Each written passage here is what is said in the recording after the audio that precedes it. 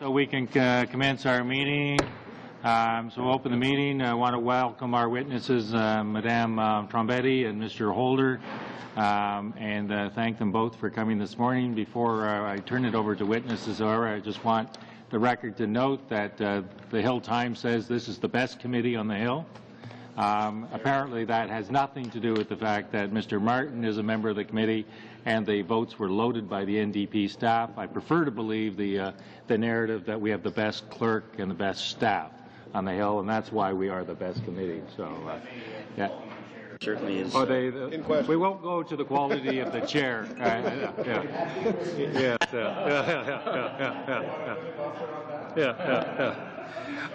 I won't open it for debate on the quality of the chair. No. I'm just going to ask Madame Trombetti to speak, and then turn to Mr. Hollander. And I assume, Mr. Hollander, you can hear us all right? Yes, sir. I certainly can. It's good. Thank you. And it's very generous of you to come in at 5:45 or 5:45 in the morning. So thank you for that. And I understand he's also taking time off his vacation to come. So again, we appreciate that. So, Madame Trombetti, please. Mr. Chair, members of the committee, thank you for inviting us to be here today and for the continued interest that you have shown in the Office of the Procurement Ombudsman's work towards strengthening the fairness, openness and transparency of federal government procurement. Pending the appointment of a new procurement ombudsman, I have been tasked as Deputy Procurement Ombudsman with specific responsibilities to ensure the continuity of the office. These are interim measures as a competitive process to find a replacement was initiated in the spring following the announced retirement of the first procurement ombudsman, Mr. Shahid Minto, after a very long and distinguished career in the public service. With me today is Paul Morse, who is currently the principal responsible for the reviews of procurement practices in departments and agencies. I welcome the opportunity to meet with you today to discuss recent activities of our office, and in particular the subject of construction contracts. The mandate of our office is to review the procurement practices of departments to assess their fairness, openness, transparency, and make recommendations for improvement. To review specific complaints regarding contract award and contract administration, and to provide alternative dispute resolution services for contractual disputes. The legislation also provides that the Procurement Ombudsman shall perform any duty or function respecting procurement practices of departments that may be assigned by order in council or by the Minister of Public Works and Government Services. Our office became fully operational in May 2008. The foundation of the office rests on a core set of basic principles, two of which are independence and neutrality. Not only does our office have a legislated mandate which can only be changed by Parliament, but we have taken other steps to ensure our independence in our day-to-day operations. For instance, we have entered into a memorandum of understanding with the Department of Public Works where we obtain core corporate services on a fee-for-service basis. We are responsible for our own risk management, communications, and legal services. We also decide which procurement practices to review unless specifically asked by the Minister. Once our annual report is finalized, it is given to the Minister and then tabled in Parliament. Neutrality is also one of our core principles. We are neither a lobbyist for suppliers nor an apologist for government departments. Our aim is to stimulate discussions and ensure that there is a balanced understanding of interests and concerns of government, suppliers, and parliamentarians.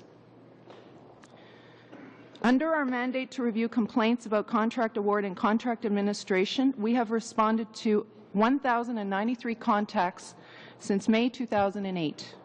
Of those, approximately 67% were procurement-related. Many complaints we receive are about contract award, however, do not meet the criteria for review under the Ombudsman regulations. This means we cannot carry out a formal investigation. What we do instead is follow our business model, which encourages suppliers to discuss their issues with us and allow us the opportunity to help them resolve quickly their issues through informal means. Both suppliers and government officials benefit from a collaborative approach as procurement processes continue in a timely manner, quality is not compromised, and the parties maintain a good working relationship for future procurement contracts. If an informal approach does not work and the complaint meets the criteria set out in the Procurement Ombudsman regulations, we proceed with a formal investigation. To date, we have completed approximately 7 formal investigations. We apply the same approach to our mandate to provide alternative dispute resolution services for contractual disputes. We try to resolve the issues through informal means before proceeding with a formal process. Since May 2008, we have had 16 requests, and of those, approximately 60% have been handled informally. We strive to ensure our stakeholders know that we exist and are aware of the services we provide. We focus our outreach on both government and supplier communities. We have attended a variety of workshops, conferences, and other events to raise awareness of the office and the services that it provides. We have also met with national procurement associations, industry associations, other ombudsman offices, and regional offices of government departments to discuss areas of mutual interest. Under our mandate to review departmental procurement practices to assess fairness, openness, and transparency, we have completed 9 reviews and 2 studies since May 2008. There's one review in particular we carried out this past year that we think would be of interest to this committee. It is a review of procurement practices of departments and agencies with regard to construction contract amendments known as change orders. By nature, construction is risky. To minimize the impact of these risks, contracting and project authorities alike must ensure that a sound management framework is in place to manage the construction contract amendment process. Public Works and Government Services was a participant in this review because it is the major player in the construction and management of real property for the Government of Canada, and until recently the principal purchaser of construction services for all federal government departments and agencies other than the Department of National Defence. Our review also included regional offices of Fisheries and Oceans, Parks Canada, and the Royal Canadian Mounted Police, as those departments have now taken on a greater role in purchasing their own construction services. We found that Public Works Government Services Canada has identified the risks associated with construction contract amendments and has developed detailed procedures, tools, and training programs to manage these risks. Contract amendments are made with the same care as new contracts. The Department's framework is designed to promote fairness, openness, and transparency and protect the public purse while complying with government-wide rules for contract amendments. We recommended to participants in the study that policies and procedures be sufficiently detailed to provide guidance and direction for personnel involved in the process, and that a matrix of roles and responsibilities be included within the policies and procedures. We were also concerned that participants in our review do not build into their system sufficient flexibility, as Public Works has done, to respond to requirements for contract changes in a timely manner, and are at risk of claims for delay from the contractor, as well as irregularities and non-conformance with their own procedures. We recommended that they carry out a risk assessment and consider adapting Public Works Government Services contract amendment pre-approval processes. Keeping statistics on the category and types of contract changes and the numbers of amendments provides useful indicators of performance, as well as identifiers of systemic problems in the planning and management of construction contracts. We recommended that the organization's review develop a capability to generate reports on this in order to analyze trends and improve processes. Having provided you with some information about our office, its mandate, and a procurement practice review related to the issues raised in these hearings, I must clarify that our office has not reviewed any contracts to renovate buildings on Parliament Hill or the contract awarded to LM Sauvé. In closing, I would like to thank the efforts of the dedicated staff of the Office of the Procurement Ombudsman, who work diligently every day in all that they do towards improving the confidence of Canadians in the fairness, openness, and transparency of public procurement. My colleague and I would welcome any questions that the committee might have. Thank you. Thank you, Madam Trombetti. We'll turn now to Mr. Holder. You have 10 minutes, and then after that we'll open it up to members' questions. Mr. Holder. Sorry. Hollander, I'm sorry. Yes, Mr. Holder, Mr. Hollander. Yes, yes, we will probably hear from him a bit later. Mr. Hollander, I apologize. Please, 10 minutes. Thank you, sir. In the procurement process, the objective of the purchasing organization is to get the best value for money, the best possible work at the lowest possible cost. And to this end, governments and large organizations establish formalized procurement processes involving, in many instances, competitive tendering. These formalized processes will have built into them controls for the purpose of ensuring that the employees of the organization act in the best interest of the employer. Effective as these systems may be, they inevitably leave some margin of vulnerability to procurement fraud. And by procurement fraud, I mean largely the deliberate overcharging of the customer by the supplier, often in connivance with corrupt employees or agents of the victim organization. The factors that give rise to these vulnerabilities are numerous. The three chief ones are, first, that controls can often be circumvented by employees acting in collusion with one another or with external actors. Second, senior managers often have the authority to override controls at crucial decision points. And third, as control systems become increasingly bureaucratic and complex, a point of diminishing returns is reached, beyond which any further complexity or bureaucracy actually gives rise to an increase in the opportunities to commit fraud. The vulnerabilities to fraud exist at every stage of the process, as we shall now see. I would direct the committee's attention to slide number 3 in the package which I had provided, and I trust your learned clerk has supplied to members. Is this correct? Yes, it is. Thank you. Thank you. In slide 3, we see that the procurement process is divided into clearly defined stages. The breakpoints between the stages will vary from one organization to another, but the important point for my purpose today is that each stage carries particular risks of fraud. In the needs identification stage, the objective of the corrupt employee or agent is to establish a need for expenditure where none exists, or to exaggerate the amount of expenditure required with the intention of passing the benefit on to the preferred supplier. Some of the ways that this can be done in the needs identification stage are shown in slide 4 of your bundle.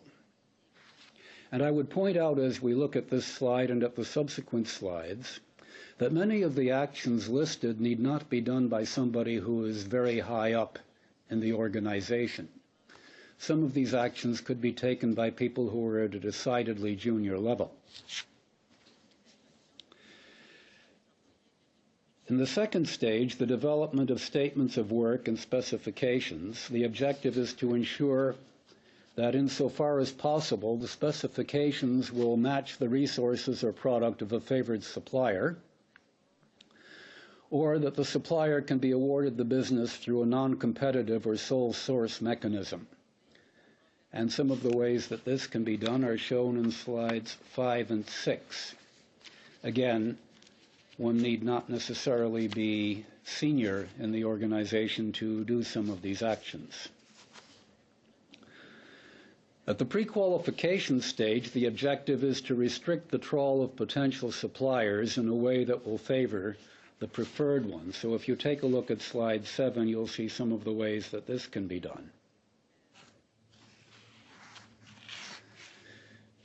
In the solicitation phase, the objective is to ensure that the favored vendor is successful by limiting or sabotaging the competition. And there are numerous ways that this can be and has been done in the past. And this is covered off in slides 8 and 9.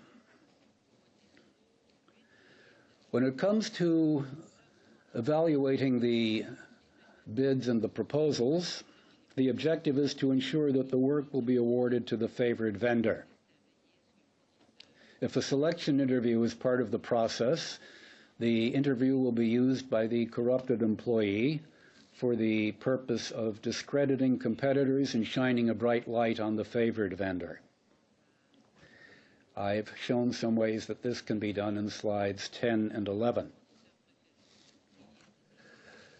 As we approach the end of the process, we arrive at the negotiation stage, and the objective at the negotiation stage is to provide a second chance to steer business to the favored vendor and to sweeten the pot. And I've shown how this can be done in slide 12.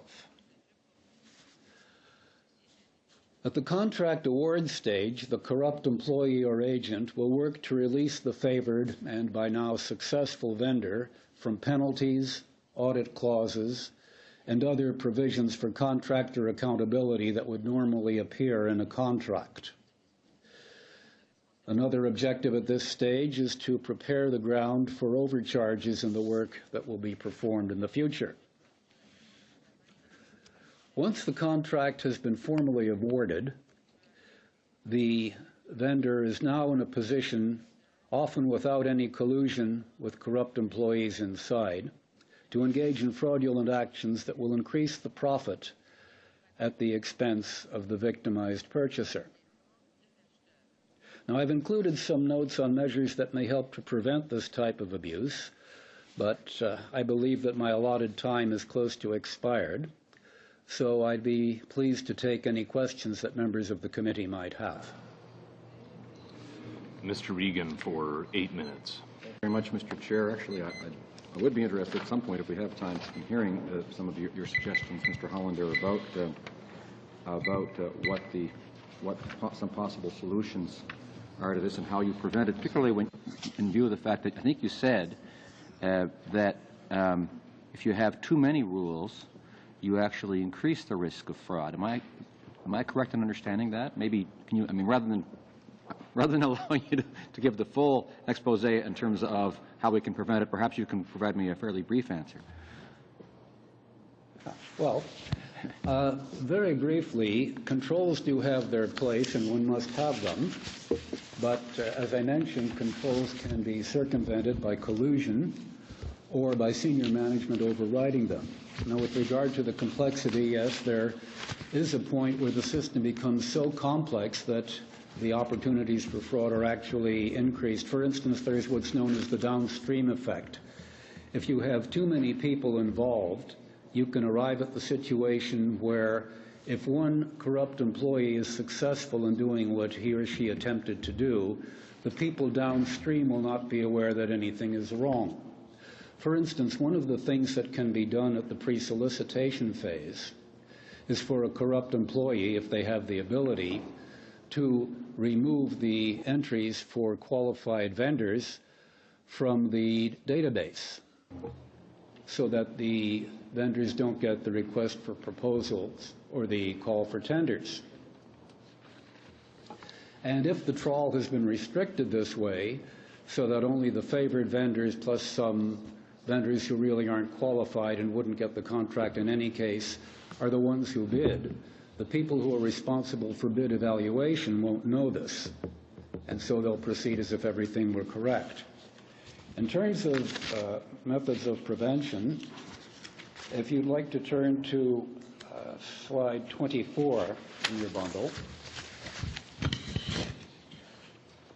I mentioned the matter of segregation of duties, which I've already alluded to, and I've already alluded to some of the ways that this can be circumvented.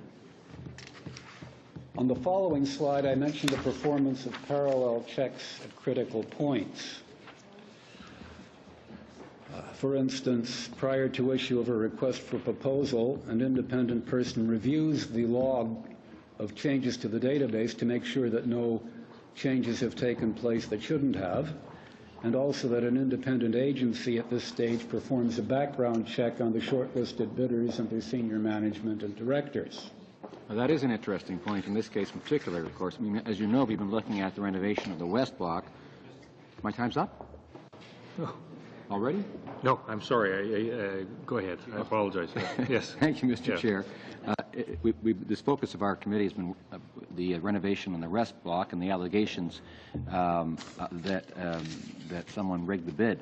And I don't know if you've been following this at all, but the suggestion, of course, was that LM Sauvé company hired Mr. Gilles Varin, who said he would help them get the contract, and they end up getting the contract after paying something in the range, somewhere between $118,000 and $140,000. Is this the kind of thing you're talking about? Well, of course, if there had been anything adverse in the background of the Sauvé Construction Company, presumably a background check would have discovered this. And we're talking about a reasonable due diligence here. We're talking about looking at things like court records to see if the company has always been in and out of court and has had trouble that way, complaints registered with workers' compensation, open source information about possible organized crime connection, the standard sort of thing that you would do if you were looking to enter into a business relationship using your own money. In fact, in this case, there is evidence of an organized crime connection, which apparently wasn't discovered or wasn't uncovered. So it's not clear that there was much of a check done in advance. But let me ask you another question. An agreement whereby a contractor hires someone, and the payment to that person depends upon obtaining a contract, which appears to be what has happened between Mr. Sauvé and Mr. Varin. Is that permitted by law, and how would you prevent it if it's not? Well, I'm not a lawyer, so I'm afraid I can't give you a legal opinion. Perhaps I should ask, you have more comment, Mr. Hollander? Sorry. Did you want to go on? No. Okay. Ms. Trombetti? I can't provide you an answer on that either. I'm sorry. Okay. Ms. Trombetti, have you been following are you aware of the RCMP investigation into this Yes, I am. affair? Yes, I am. And have you been, has the RCMP contacted you in any way, asked for your advice, asked for information, and are you doing any investigation of this matter?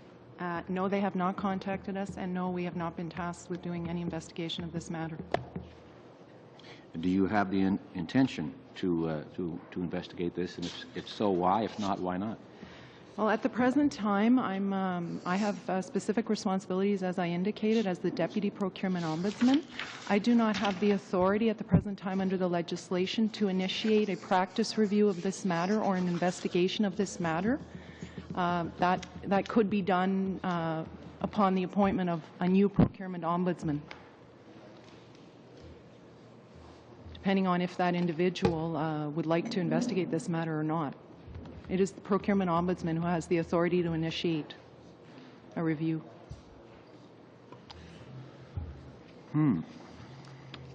Okay. That doesn't leave us a whole lot, Mr. Chair. I think I'll go back to Mr. Hollander and and ask him, you know, in the case where we have officials insisting to us that there was no influence, that they didn't talk to Mr. Varan, who is the alleged unregistered lobbyist, how do we investigate this? How do we uncover if there's whether there's wrongdoing or not? Well, the usual way that we would do this is to start off at the latest phase, which in this case the contract was in effect and the work was being done, and work our way back through the documentation to find out where it was that it effectively went off the rails.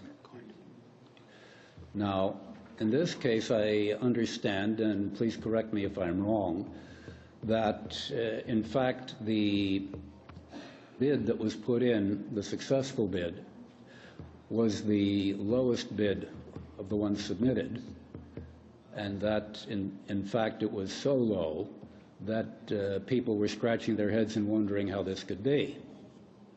Is this correct? Yeah. That's my understanding is they were concerned about the number of on the bid. Yes, that it was $2 million below other bids, and one wonders how that happened. Well, Okay. get to a In this factual case, issue here. excuse me? Well, we're getting into a bit of a debate between members, and Mr. Regan's time is up, and maybe there'll be an opportunity to come back on this at another point. Monsieur Lemay, pour 8 minutes, s'il vous plaît. Oui, merci, Monsieur le Président. Thank you, Mr. Chairman. Mr. Hollander, thank you for being here so early, Vancouver time. I would have greatly appreciated, and this is not your fault, to have heard you at the very beginning of our study, because what you are telling us is extremely interesting and surely could have helped direct our questioning differently to the witnesses we have already heard from. That being said, I have a question for you on page 5 of your deck.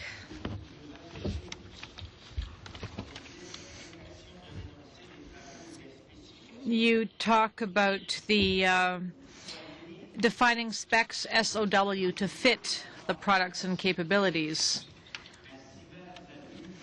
So are you telling us that there is room for all kinds of abuse if extremely specific restrictions are imposed? In other words, only one bidder can meet those specifications.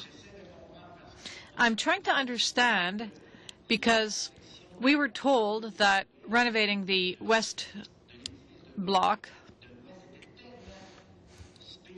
was so complex, involved such specific work that it restricted the number of potential bidders. I'm trying to understand the distinction here. Could you explain to me the difference between defining specs, SOW, to fit the products and capabilities of a single contractor? You call this tailoring.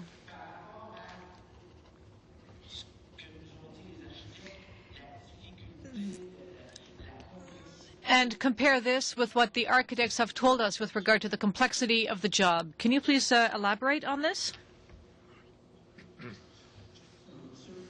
It is possible for a construction project to be so intricate and so involved that only a certain number of companies would have the resources, human and otherwise, in order to undertake it. And this is one of the reasons that you have a pre-qualification stage. But it would be possible, I understand that it didn't happen in this case, but it would be possible for an employee or agent of the purchaser to define the requirements so specifically and with the objective in mind that only one company would be able to do it. For instance, I have seen situations in the case of the purchase of a product, an electronic type of product, where the specifications essentially were word for word the specification sheet of the manufacturer. And in situations like that, it becomes quite obvious that the specifications were tailored to direct the work to that manufacturer. Now, in the instant case, I believe there were, in fact, a number of qualified bidders, and the work was awarded to the lowest responsible bidder. Again, I could be wrong on this, but this is what I get from reading the newspapers, which, of course, are never wrong about anything. Mais est-ce que, for instance, the architect who's responsible for carrying out the work can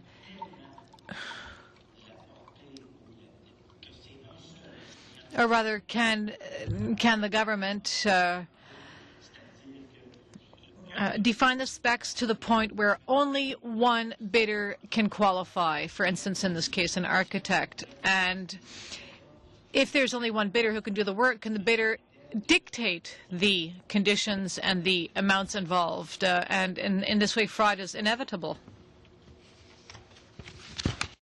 Well, certainly, if there is only one possible source of supply, then that supplier is in a position to drive a hard bargain. And it would presumably be fraudulent if, in fact, the specifications need not have been that rigorous. But again, it becomes to a certain extent a matter of supply and demand here. OK. Et qui, selon vous, là, parce que... In your opinion, I read your document with interest, I read your notes, and I listened to what you said. So in your opinion, who should be responsible to make sure that bidders are qualified to carry out a complex job such as the renovation of the tower of the West Block? Who should be in charge of a pre-selection? How should this pre-selection be done to prevent any potential abuse and any temptation for corruption? Presumably, the agency responsible for letting the contract, the agency responsible for procurement, which is to say identifying potential sources of supply, would have a database of the various suppliers and would have their capabilities noted in terms of equipment, personnel, past work that had been done, and other indicators that would indicate their capability to do works of various types and complexity. And when it came to qualifying people to submit tenders, the qualified people would be selected on that basis. And again, I would recommend before the requests for proposals or the call for tenders went out, that there be a certain due diligence done to make sure that you weren't going to be buying a bag of snakes. Merci, Monsieur. Merci, Monsieur Lander. Je me tourne. Thank you very much, Mr. Hollander. I now have a question for Ms. Trombetti. After hearing what Mr. Hollander has said, do you believe that your office has the ability to conduct the proper monitoring of specs definition and the entire bidding process? Do you believe that you can adequately monitor the bidding and tendering process if you received a complaint? We have an interesting mandate.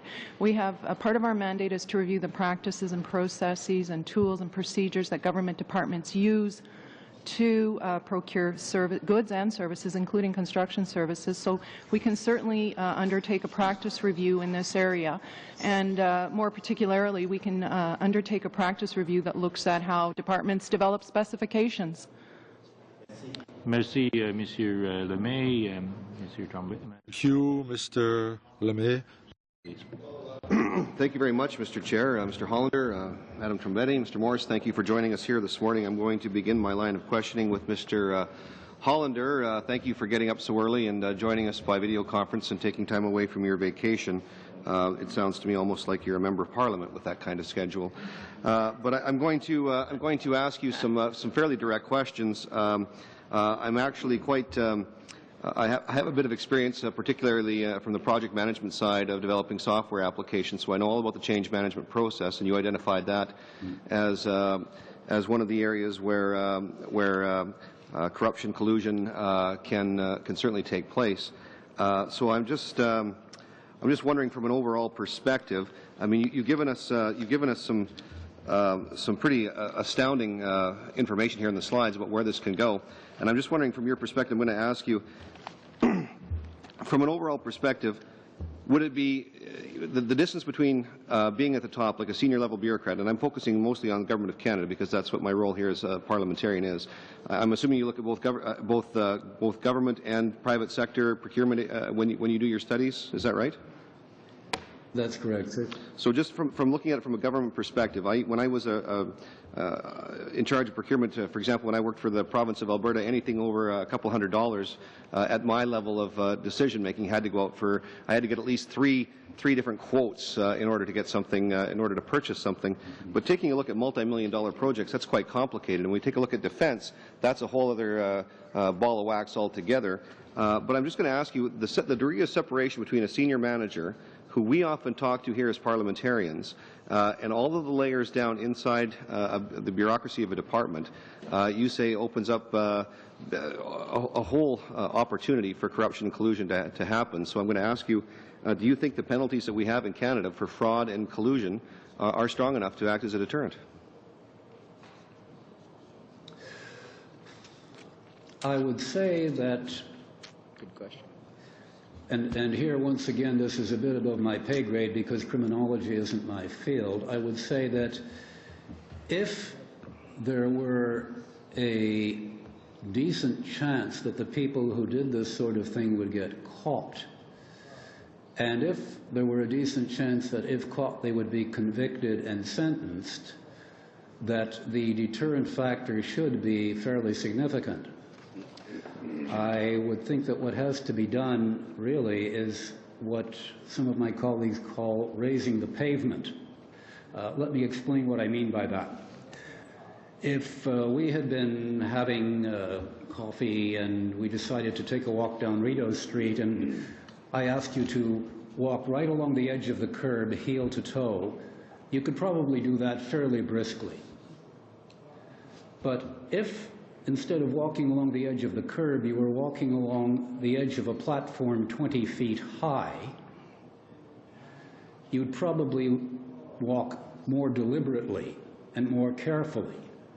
It's the same skill set, if you see what I mean, and the same sense of balance, but the consequences of failure would be considerably greater. So if we could say confidently that, yes, we have these penalties in place and people who do wrong will suffer these penalties, my own view, for what it's worth, is that that should be a pretty good deterrent. Do you think, in your studies, do you think the Government of Canada or any of the agencies that you've studied through the experiences that you've had have significant or relevant enough forensic investigative authorities, forensic investigative qualifications to detect fraud and collusion? Well,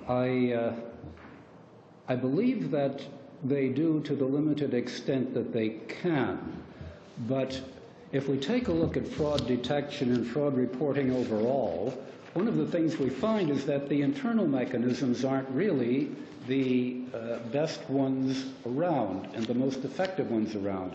If I could direct your attention to your bundle again, and I hope you don't mind me referring to this repeatedly, but if we take a look at the initial detection of fraud in government agencies in Canada, this is slide number 27. And the source of this information is a booklet that was put out, a report by the Association of Certified Fraud Examiners. It's available in English and French, and I did provide the link to your learned clerk, so I don't know if you have this or not. But in any case, if you take a look at the way that fraud is initially detected by government agencies, in 48% of the fraud cases that were investigated, the source of the information was a tip. If you take a look at internal audit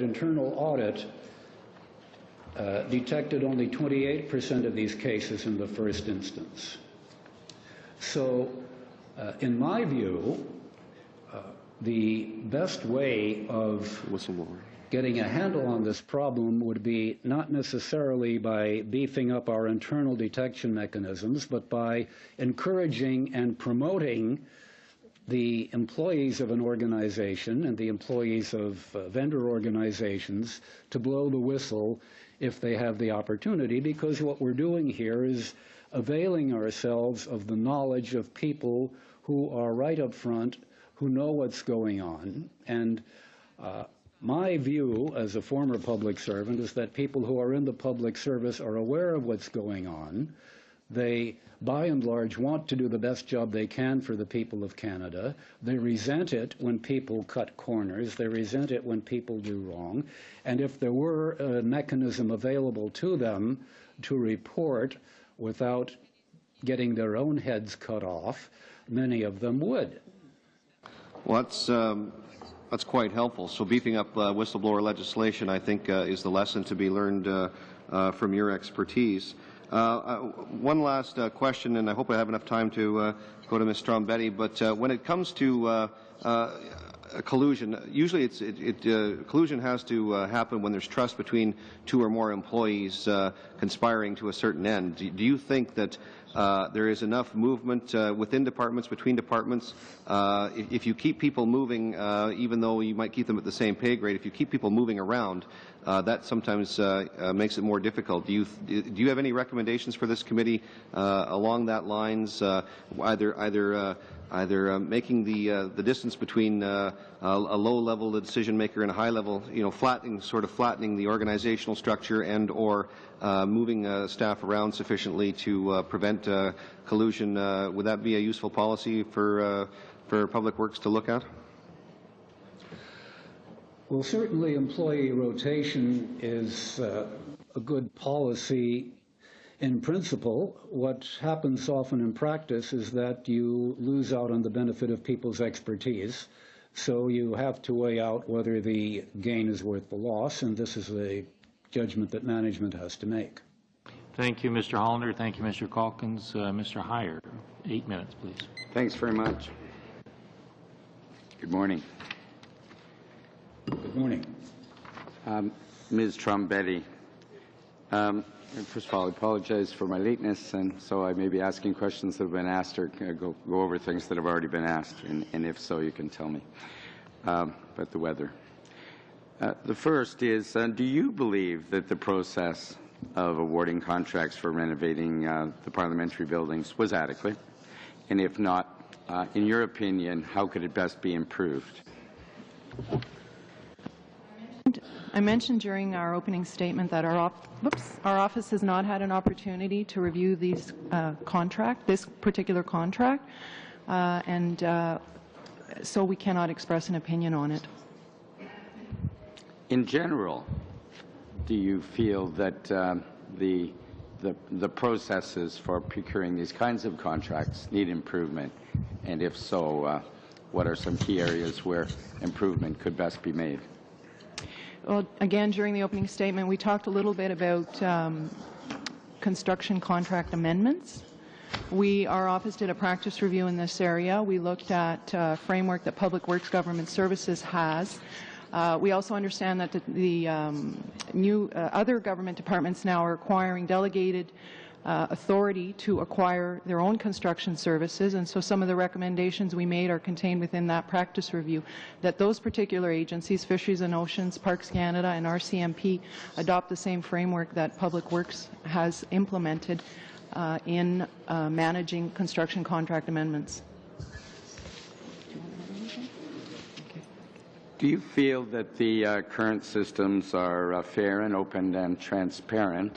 And again, building on your last response, are there ways in which, if you don't think they're where they need to be or go, what specific steps could be taken to make them better? Well, our office has done a number of practice reviews, and generally we have found that the systems, processes, practices are aimed at promoting fairness, openness, and transparency. Of those practice reviews, though, we have looked at specific areas and we have made recommendations that could foster improvement. I'll use as an example, and related to some of the discussion that's going on here this morning, is a practice review that the office conducted on oversight in government departments. This was one of the practice reviews that we conducted in the first year, and what we did was we chose, I believe it was 9 departments to go into to see how they manage oversight and whether or not they have an oversight committee looking at the contracts they're awarding.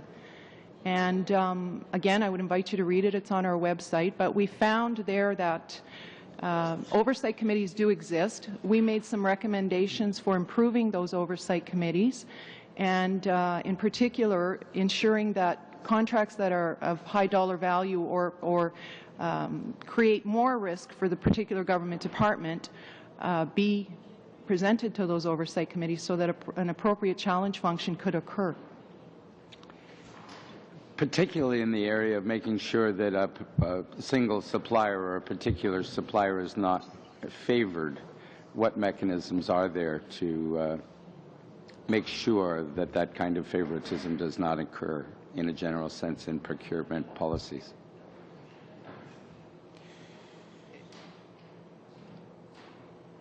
I'm sorry, can you rephrase your question? Well, to put a more fine point on the previous You're talking question. about sole source contracts.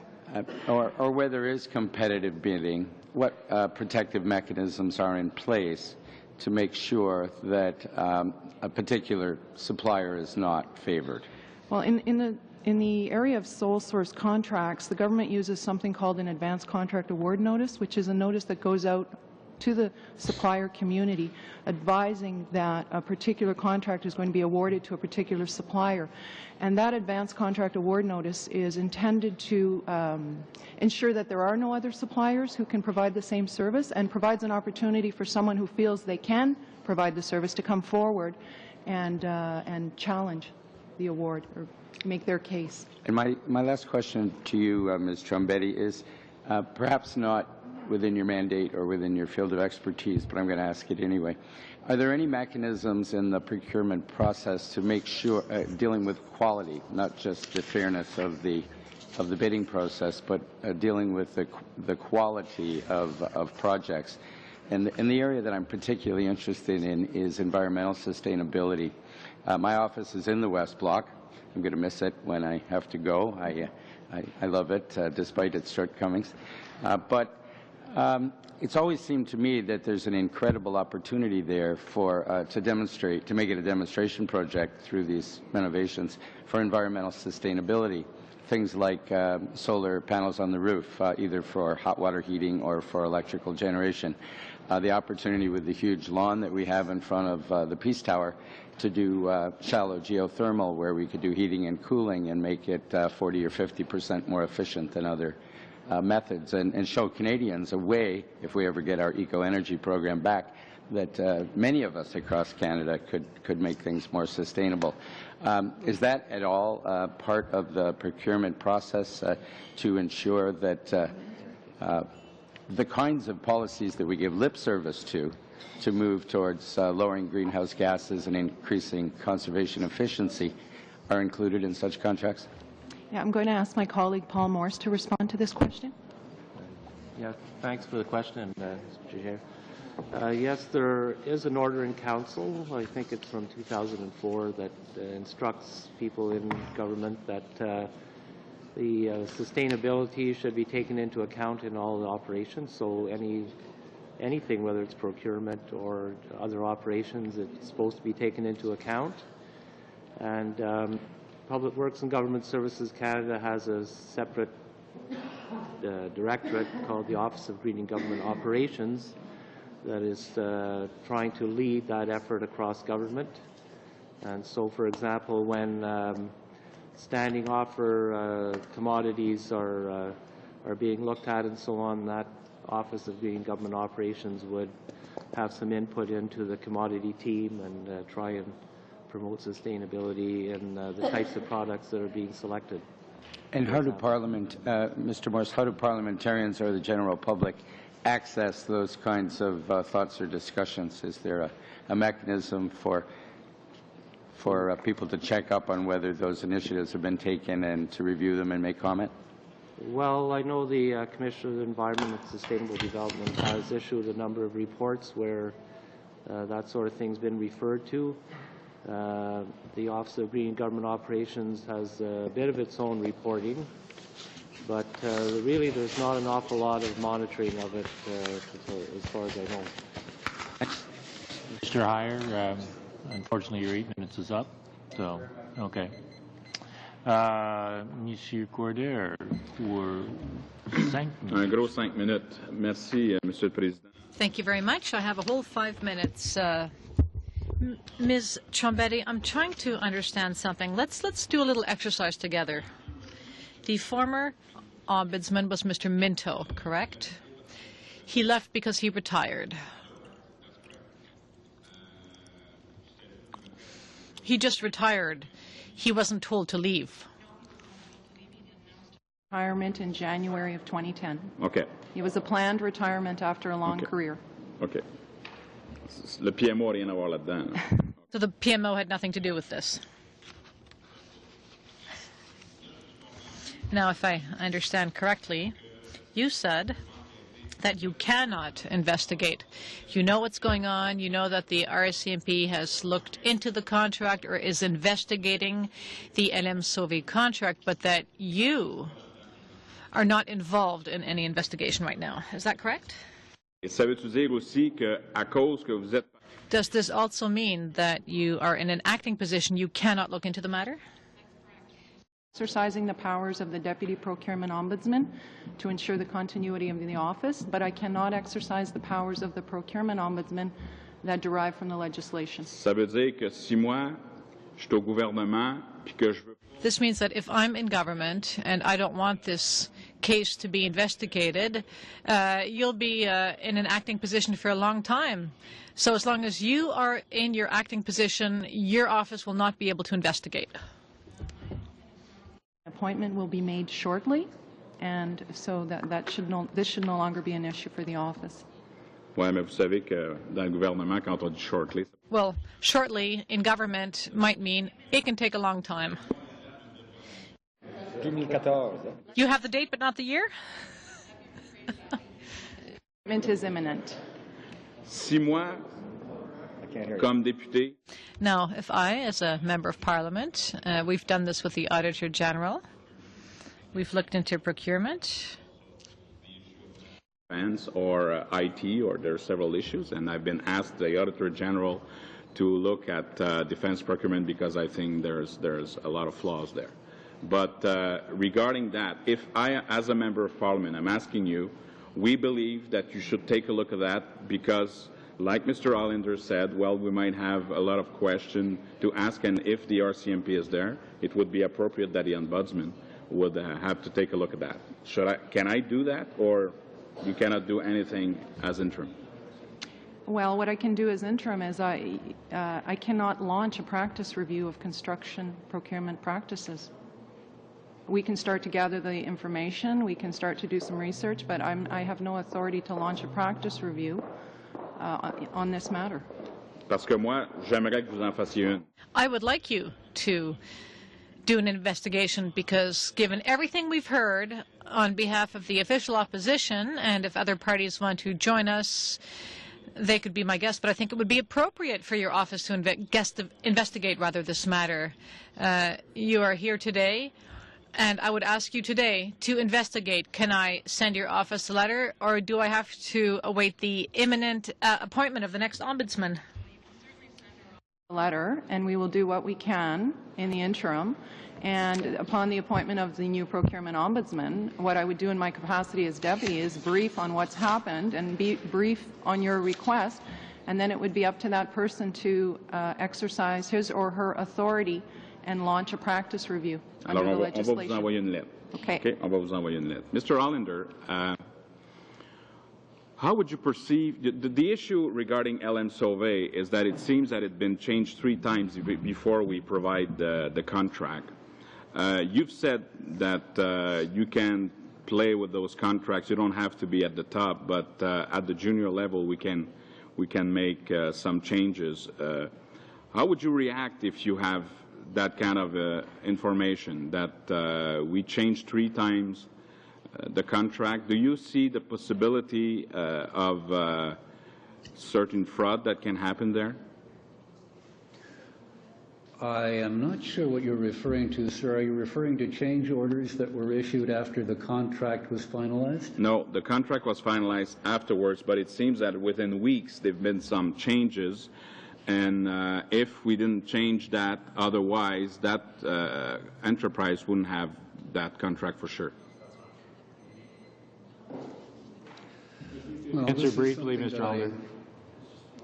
Sorry, Mr. Hollander, if you could just answer briefly. Thanks.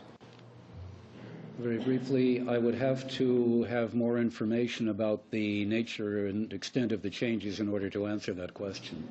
Right. Madame Bourgeois. Oui, merci, Monsieur le Président. Thank you, Mr. Chairman. I'll begin with Ms. Trombetti. This is just a comment. I find it rather peculiar that in your opening statement,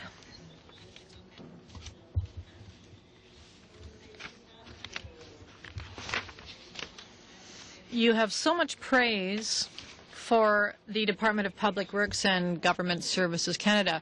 PWGSC has always had difficulty managing risks, and in fact, this was pointed out by the Auditor General of Canada. There are all kinds of files which were problematic, such as the Royer-Lepage file, which we did not have time to study, the IT file, which this committee studied, and small and medium-sized enterprises. So I find it strange that you are praising PWGSC, which might be making which might be doing well, but I don't understand. Could there be a conflict of interest? We know that your hands are tied at the moment. To that? Non, c'est un de mes commentaires. No, I'd rather not. I was just observing, making an observation. On page 2 of your statement, you say that we choose which procurement practices to review. Now, given everything that's happened with regard to the renovation of the Parliament buildings, don't you think that it would have been a good idea to decide to review those procurement practices? Didn't a light go off in your head? We're dealing with $5 to $7 billion in procurement here. Exercise since we have been doing them since May 2008. That issue did come up. We have a number of factors that we consider when we're deciding which practice reviews to do. We have resources to take into account. We have areas of risk. We have what the Auditor General is already looking at. We consider that because we want to avoid duplication. We consider what the Comptroller General of Canada is looking at, again, because we want to avoid duplication. We look at Canadian International Trade Tribunal decisions to determine what areas are of particular interest.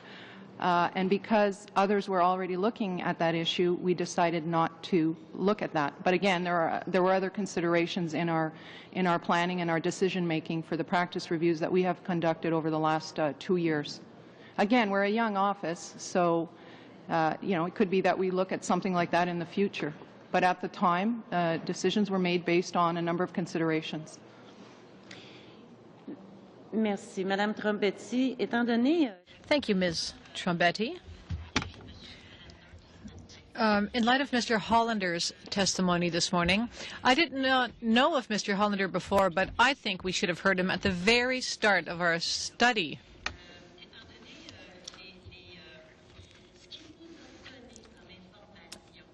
Mr. Hollander gave us a lot of information, and in light of what he said, do you think that your office could work with Mr. Hollander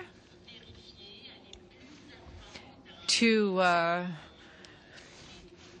conduct a more in-depth investigation of contracts which are awarded towards the renovation of the West Block? I won't tie the hands of the next procurement ombudsman, but it is a possibility that Mr. Hollander be contracted to provide some expert advice to our office. Monsieur Hollander, on a reçu... Now, Mr. Hollander, Duff Conacher appeared before the committee, and he said that it is legal for ministers to be involved in the awarding of contracts under Treasury Board policy, and that it is even easy for a minister to intervene in the contract awarding process without the obligation to be accountable for their actions. Do you agree with these two statements? Once again, you're asking me for a legal opinion which I'm afraid I'm not qualified to give. If the gentleman who gave that testimony was qualified to give it, then of course I would accept it. Thank you, Madame Bourgeois. Mr. Workington, 5 minutes. Well, thank you, Mr. Chair. And to follow up with you, Mr. Hollander, I guess everyone's entitled to their own opinion. So the matter that was just talked about was simply the opinion of a individual and not one based on fact. Anyway, I do want to correct a little bit of information. One piece of information that we've heard from members opposite is that changes to the pre-qualifications that were made to the bid documents favored the person who received it. In one case, that is the fact. In the other case, it actually made it more difficult for the person who got the contract to get the contract.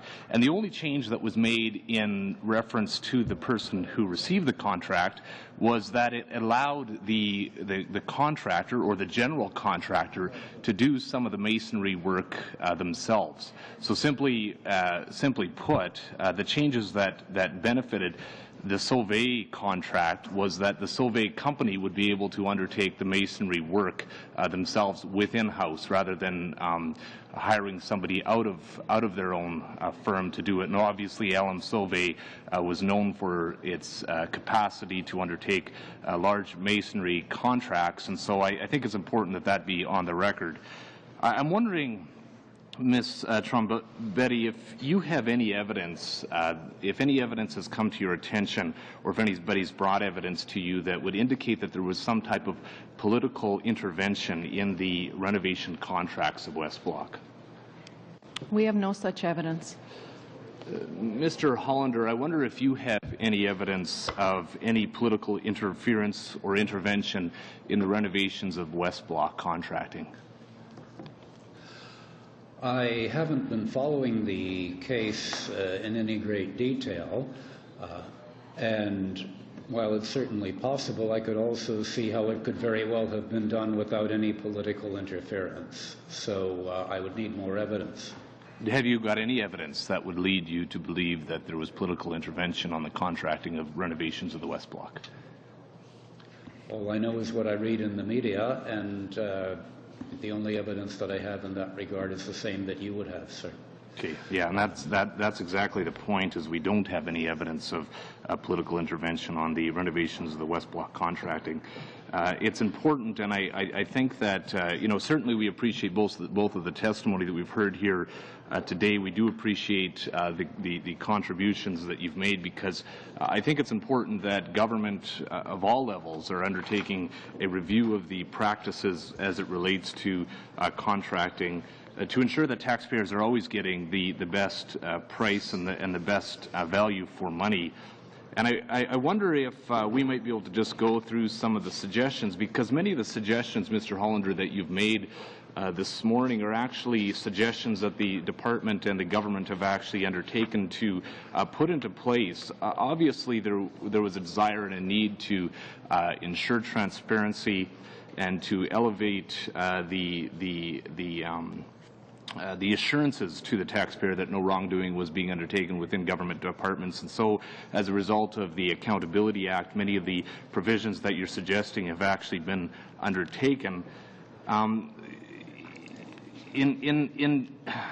Specifically, I guess, many of the different points in which you believe that some wrongdoing might take place, they wouldn't really apply to this particular study because, you specify that in determining if or not a project should go ahead or not, that may be an opportunity for intervention of some wrongdoing.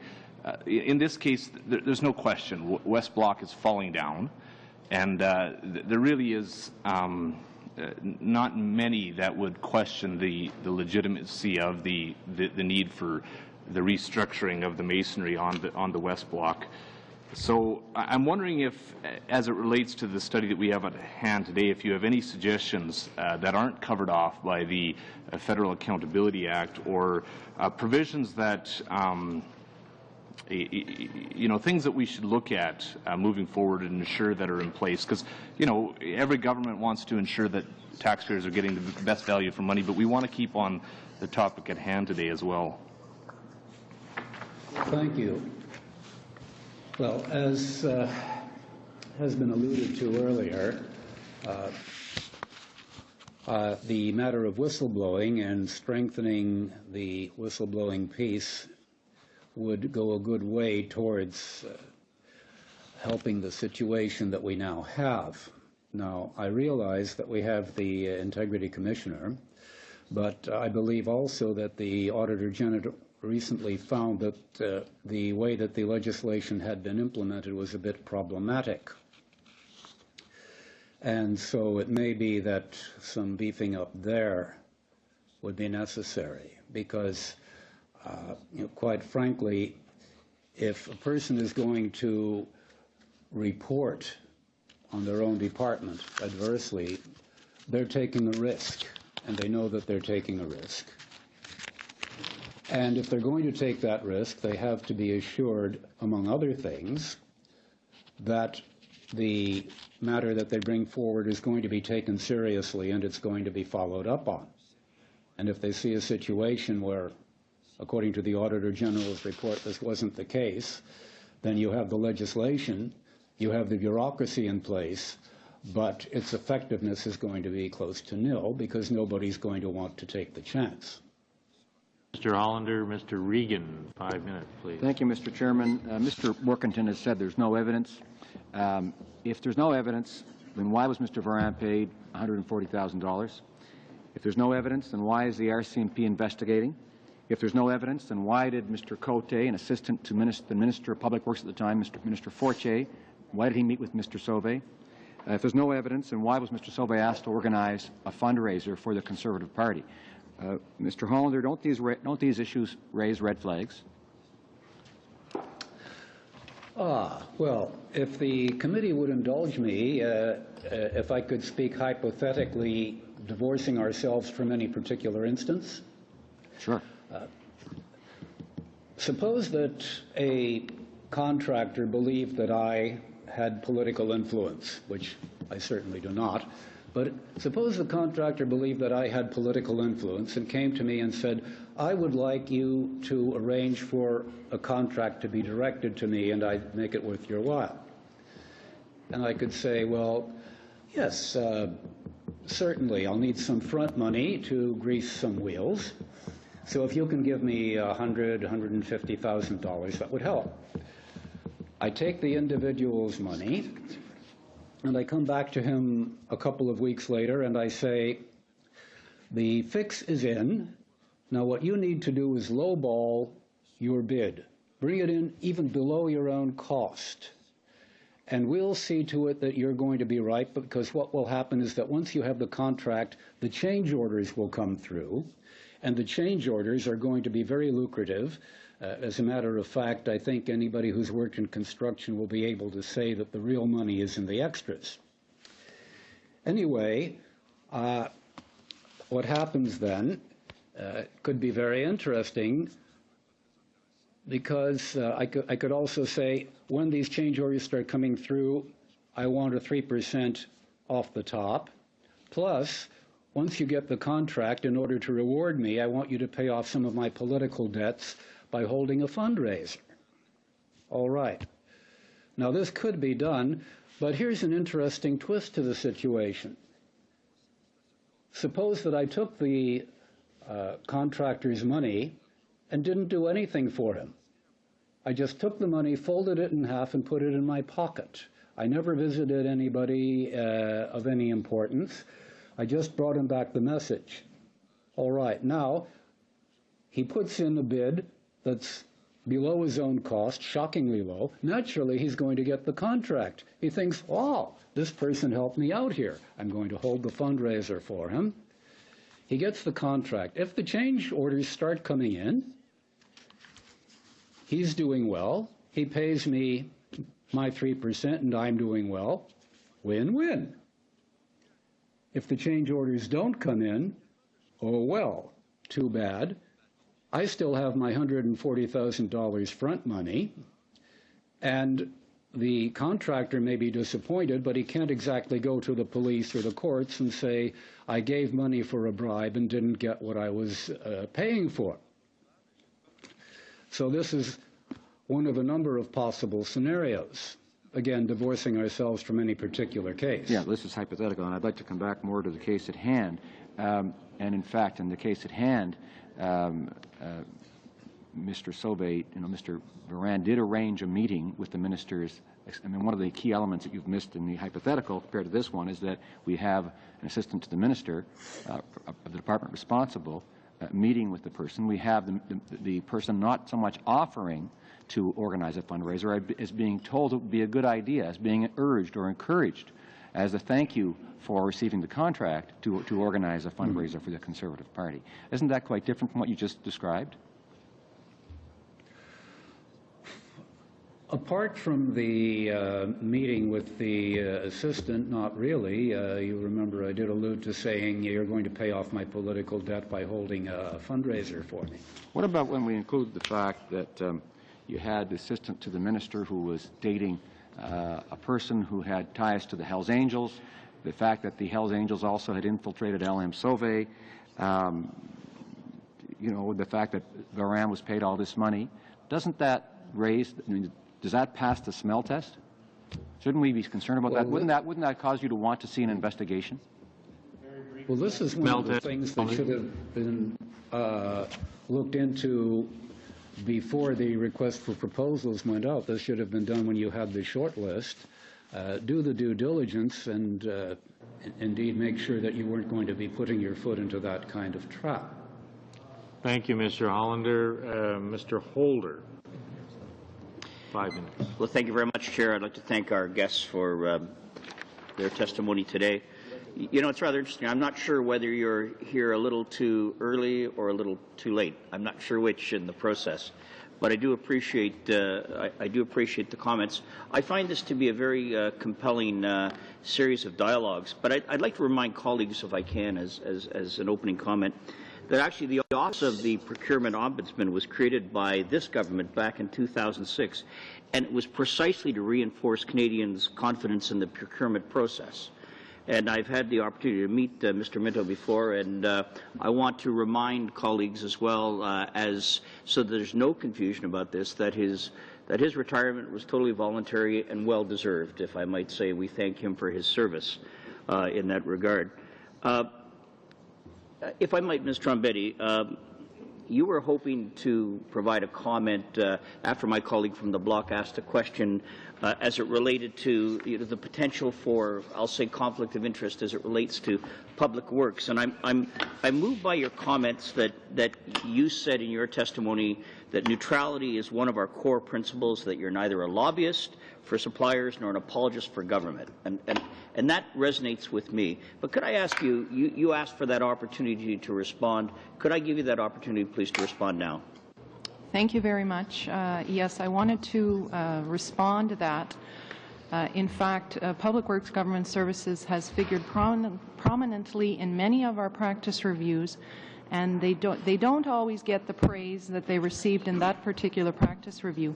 We're interested in looking at facts and what they tell us, and in that particular practice review dealing with construction contract amendments, yes, in fact, Public Works got high marks. They have a great framework in place. In other areas, perhaps they need some improvement, and we have made those comments as well. So could I ask you very directly then, because I think this speaks to the heart of it, does the Office of the Procurement Ombudsman have a conflict of interest with Public Works? No, it does not have a conflict of interest with Public Works. May I ask you, in your expert testimony, has it ever? No, we've set it up in a way that we preserve our independence and our neutrality. The Procurement Ombudsman reports to the Minister for purposes of delivering an annual report to the Minister, which she then tables in the House. We pay for our services from Public Works. We have our own legal services as well. We do not obtain legal services from the Department of Justice as the Department of Public Works and Government Services does. We have our own in-house counsel. We prepare our own communications products. But most importantly, the hallmark of our independence is that we can choose what we want to look at. We have that ability through the legislation to choose those practice reviews, those areas where we believe we need to be examining documents, talking to people, looking at processes. So this is what we believe. We are totally independent, and we operate that way. So appreciating that you have not had a practice review of the situation as it relates to the West Block, but based on what you have seen, observed, and your experience thus far, do you have any sense if there's been any bid rigging associated with the awarding of this contract? We have not looked at the contract at all. I've only reviewed the testimony of the witnesses of Public Works, but we have not looked at the documents. And based on your review of that testimony, any comments from that? No, I would really prefer to look at the documents before we express any kind of opinion on that. Okay, I think that's fair. Mr. Hollander, if I might direct my comments to you. It's rather interesting. I find as I went through all of the slides associated with your presentation this morning, and you're very learned in such things, and I agree with my colleague from the block. I believe it would have been very compelling to have had you here at the front end of some of this dialogue, because it seems, as I've read your information, it seems like it's a how-to manual on either how to corrupt a process or how to find interventions in a positive way to look for the challenges. So I thought it to be extremely good. You know, it's rather interesting. You were talking. The question had come up in a prior question about the low bid of Mr. Sauvé. But, you know, it's rather interesting. You may or may not be aware, and I'm not sure how much you've read, but from everything that I've read from the various bidders on the contract, Mr. Sauvé had no subcontractors to inflate the price. Others may well have. And that would have some reason why that there would have been a lower bid. That's my sense of it. So my practical question? Very, very brief. My very brief question is, based on what you have read, and you've indicated that you've read some things, as many have, is there any indication that you have, from what you've read, of any bid rigging as it relates to the awarding of this contract, sir? Bid rigging actually is something specific that we talk about, and this is a situation where the contractors who have been asked to bid on a contract will agree amongst themselves which one is going to get it. It's a form of anti-competitive practice, so I don't think that I don't have any reason to believe that that was the case here, but I'm not sure that that's what you intended. Okay. Thank you very much. Thank you, Mr. Hollander. Thank you, Mr. Holder. Madame Bourgeois, pour 5 minutes, s'il vous plaît. Oui, merci, Monsieur le Président. Thank you, Mr. Chairman.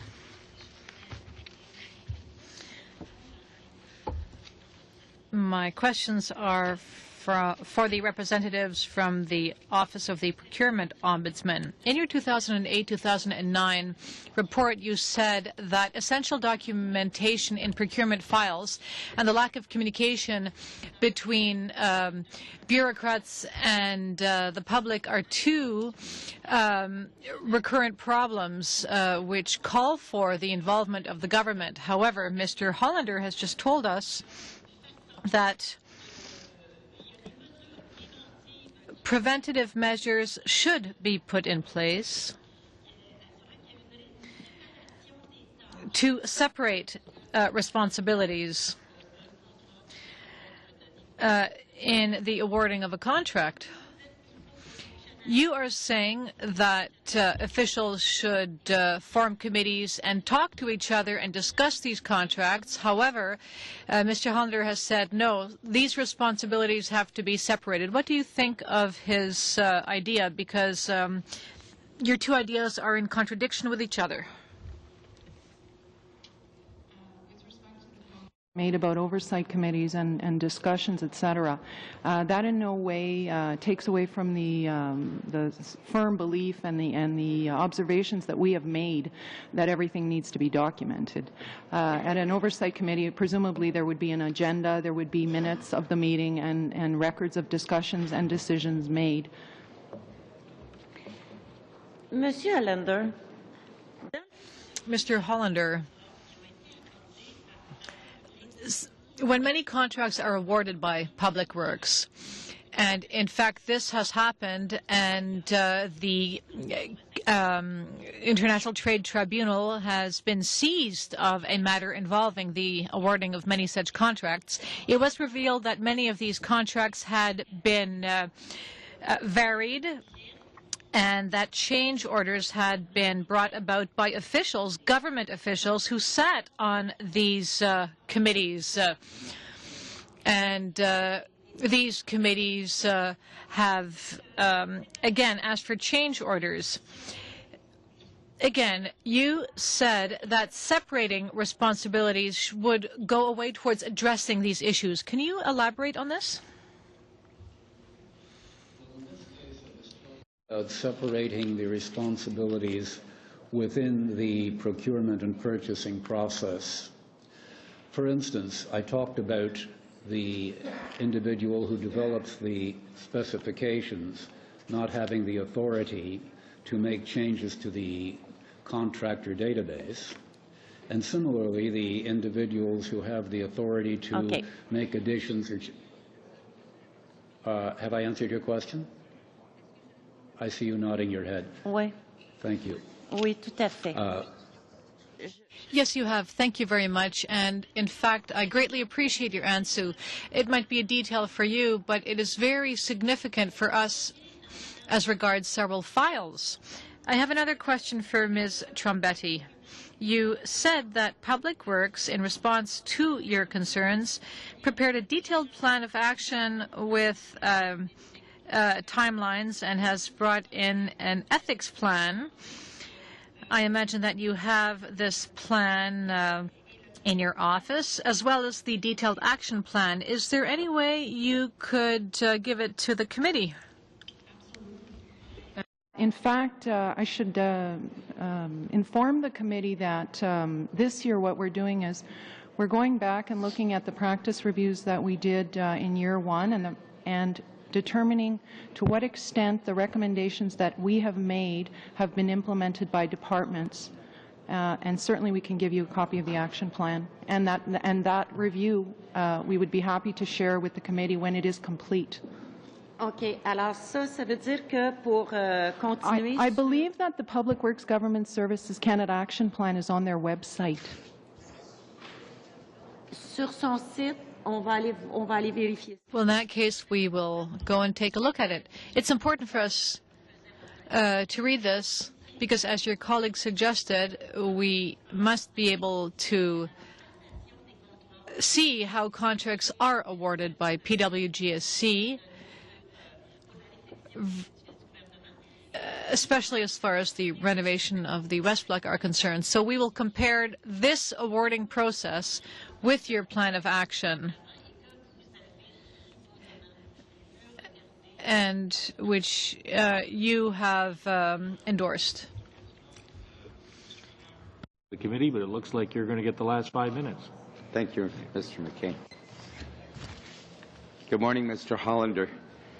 Mr. Hollander, it seems to me that perhaps the most useful thing I can do is, given that you've gotten up early to share your time and expertise with us, is to give you a platform to tell us what you think would be the most useful.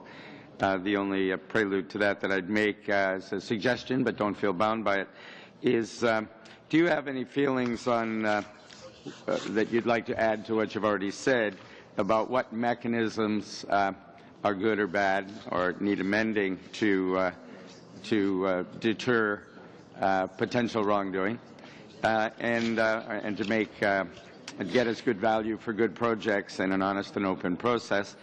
And how about I give you that remaining 4.5 minutes to tell us whatever you choose to tell us. Thank you very much for the latitude that your question allows, sir. As I've mentioned, one of the most effective deterrents is a reporting mechanism, a whistleblower hotline. Now, one of the things we have to realize is that when a fraudster considers whether he's going to commit a wrongful act, he considers very carefully the possibility that he or she may get caught. And the greater the possibility that the person will get caught, the less the chance that they're going to do what they had intended to do. Now, I've already referred you to the fact that most of the cases where fraud was investigated and found was brought to the attention of the agency by means of tips. This was on slide 27. And we know that having a whistleblower hotline can be a very effective way of reducing losses. I would direct your attention at this point to slide number 29 in your bundle. And we see that where there are hotlines available, the percentage of cases of fraud that are initially detected by tips is 47%, nearly half. Whereas if there's no employee reporting mechanism or external reporting mechanism, only about 34% of the fraud cases get reported by tips at first instance. So having the hotline in place raises the pavement considerably. If we take a look at the following slide, slide 30, we see that hotlines also have an effect on median fraud losses. In organizations that have a hotline, the median fraud loss is just a little over $90,000 for a typical fraud case.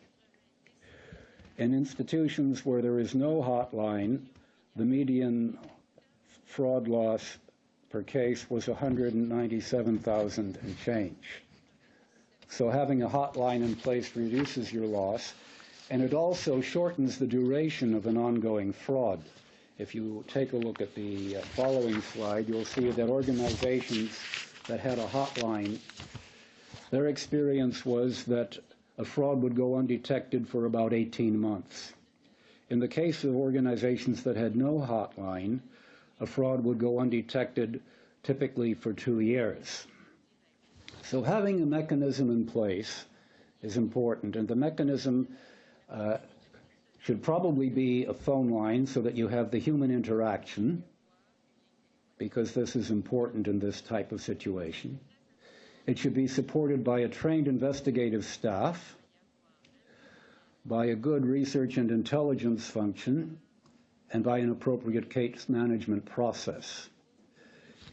In addition, the existence of the mechanism should be supported by, first of all, employee awareness, that employees know what conduct is acceptable, what conduct isn't acceptable, and how to report it. And finally, there has to be a mechanism in place to ensure that any reprisal taken against an employee for blowing the whistle in good faith is going to meet with strong and fast punishment to make sure that employees will feel reasonably comfortable in blowing the whistle and doing the right thing for the people of Canada. Thank you, Mr. Hollander. Unfortunately, that's the end of our time. I want to, on behalf of the committee, thank Mr. Morris, Madame Trombetti, Mr. Hollander. For those of you who celebrate Christmas, Joyeux Noël. For those of you who don't, Bon Fête. And this has been actually very helpful to the committee deliberations. So I'm going to suspend for a couple of minutes while we go in camera. Again, thank you for your time.